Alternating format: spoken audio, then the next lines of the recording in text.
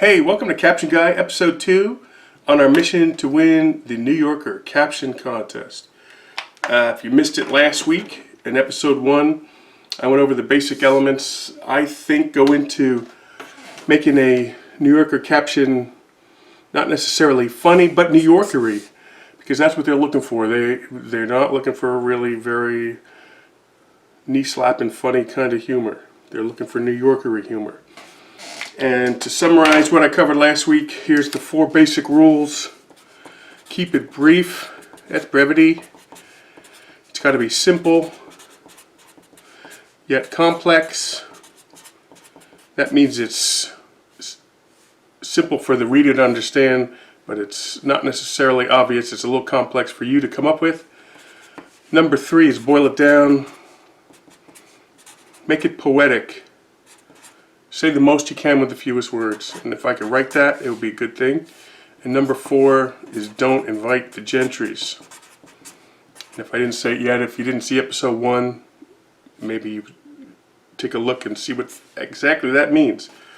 Alright, so before we begin, here's the cartoon, by the way, of this week. But before we get to that, in my mind, there's 2 basic parts that go into writing a caption. There's the intuitive part. That's where your mind takes the information and the creative side puts it together and comes up with the caption. And there's the systematic side,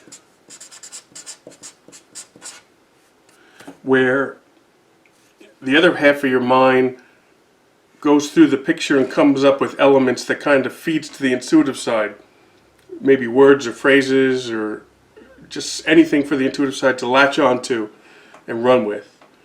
When I came in second earlier this year, it was a lot intuitive, mostly intuitive. I took a look at the cartoon and it pretty much came to me right away. By the way, if you're thinking, wow, second place, no. Second place to me is like, imagine climbing Mount Everest and getting about 100 feet from the summit and slipping and falling all the way down to base camp. That's second place. I think of it as second place is a publicized loss. Anyway, let's look at the cartoon this week from PCV. I'll put it up on the screen. Take a look what we have here. I'm trying to figure out what we have here. PCV stuff's usually a lot there, and this one is no exception. So we have a man and a woman drinking wine, with a giant-sized version of the man looking in at them. Now, I can't even tell the location. First, well, let's do this first. Identify the speaker. So the woman is the speaker. If you misidentify the speaker and start writing captions attributed to someone else, you automatically will lose or not win. So, where are they? Are they they're not in a bar because there's no stools. They appear to be in their house.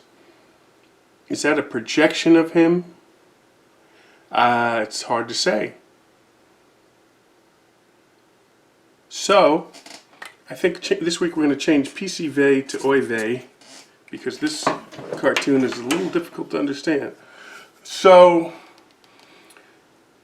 the systematic part, you don't necessarily have to write it down, but let's go through the systematic part and we'll try to figure out what's going on here with this PCV cartoon. So, big head. We've got a big head. We've got a projection maybe, I don't know. Notice there's movement lines here, so I'm thinking that's not a projection. Also, she looks a little amused and he looks a little disturbed. Some other pictures. Is that a mirror? I don't think it's a mirror. I hear dogs barking. That's awkward.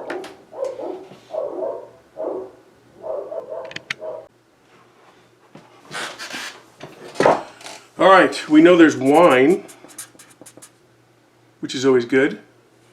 There's a receding hairline. So far, my intuitive side's not picking up on any of this. Is it Thanksgiving? Alright, wait a minute. So this is a balcony. So this is a balcony. And a giant float of this man is looking in at them. So is it Thanksgiving? We've got that. Is it Macy's? Is it a float? Is he high? Try to avoid the obvious things about being high. Is he a giant? Is he the Hindenburg? A Zeppelin? Oh, the humanity.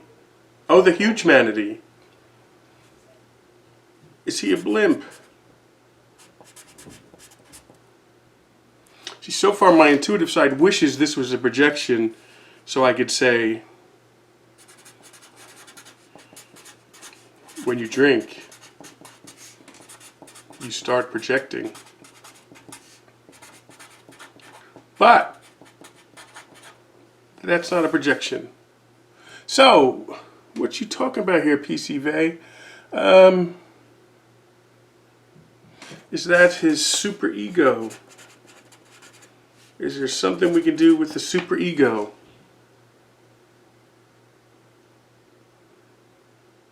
Alright, let's fill out the scene. So, they're only seeing the head. What's the rest of the body look like? Is this thing wearing clothes? What's happening about 4 floors down in their balcony? Is this thing anatomically correct?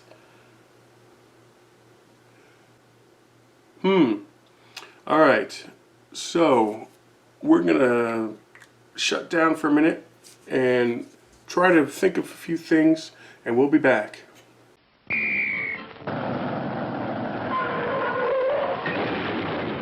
Mr. Projectionist, stop the show. Here's great news you ought to know.